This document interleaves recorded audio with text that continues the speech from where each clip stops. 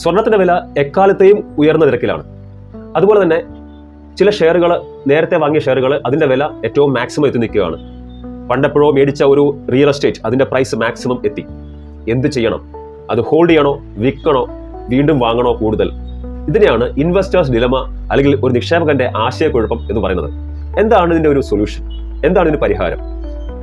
അതാണ് ഈ വീഡിയോയിൽ നമ്മൾ കാണാൻ പോകുന്നത്. Hi, my name is Manoj Neelakantan. Welcome to the video.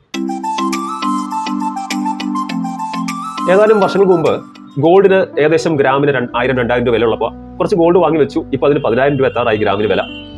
എന്ത് ചെയ്യണം? കുറേ വർഷം മുമ്പ് ഒരു പ്രോപ്പർട്ടി വാങ്ങി 5 ലക്ഷം രൂപ സെന്റിന് വാങ്ങി, ഇപ്പോൾ അത് 10 ലക്ഷം രൂപയായി.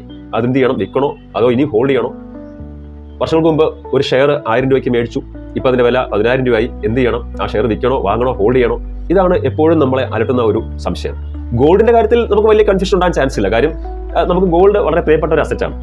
അത് വില കൂടിയാലും നമ്മൾ വാങ്ങും, കുറഞ്ഞാലും വാങ്ങും, അല്ലെങ്കിൽ വിൽക്കാതിരിക്കാൻ ശ്രമിക്കും. പക്ഷേ ഓഹരിയുടെ കാര്യം വരുമ്പോൾ, ഷെയറിന്റെ കാര്യം വരുമ്പോൾ അങ്ങനെയല്ല.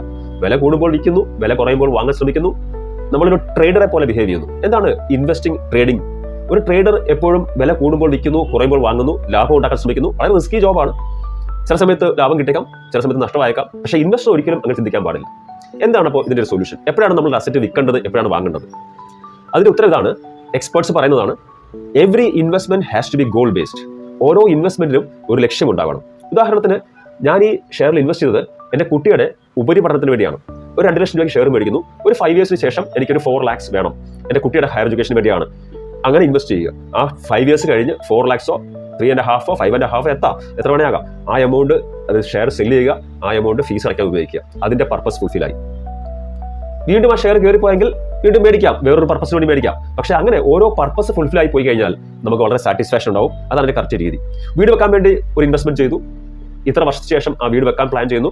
അത്ര വർഷത്തിന് ശേഷം നമുക്ക് ആ വീട് വെക്കാൻ തുടങ്ങുന്നു. ആ ഇൻവെസ്റ്റ്മെന്റ് വിഡ്രോ ചെയ്യുന്നു. ആ വീട് വെക്കാനുള്ള ഫണ്ട് നമ്മൾ പ്രൊവൈഡ് ചെയ്യുന്നു. അതോടെ ആ ഇൻവെസ്റ്റ്മെന്റ് പർപ്പസ് ഫുൾഫിൽ ആയി.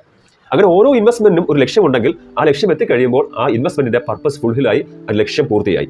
അപ്പോൾ ചുരുക്കി പറഞ്ഞാൽ ഇൻവെസ്റ്റേഴ്സ് ഡിലമ ഒഴിവാക്കാനുള്ള സിമ്പിൾ സൊല്യൂഷനാണ് every investment has to be goal based. ഓരോ നിക്ഷേപത്തിനും ഒരു ലക്ഷ്യം ഉണ്ടാവണം. ആ ലക്ഷ്യം പൂർത്തിയാകുമ്പോൾ ആ നിക്ഷേപം നമുക്ക് വിഡ്രോ ചെയ്ത് അതിനുവേണ്ടി ഉപയോഗിച്ച് അതിനെപ്പറ്റി മറന്നു കളയാം. അപ്പോൾ ഇതിനൊരു സൊല്യൂഷൻ കിട്ടി എന്ന് കരുതുന്നു. Thank you for watching.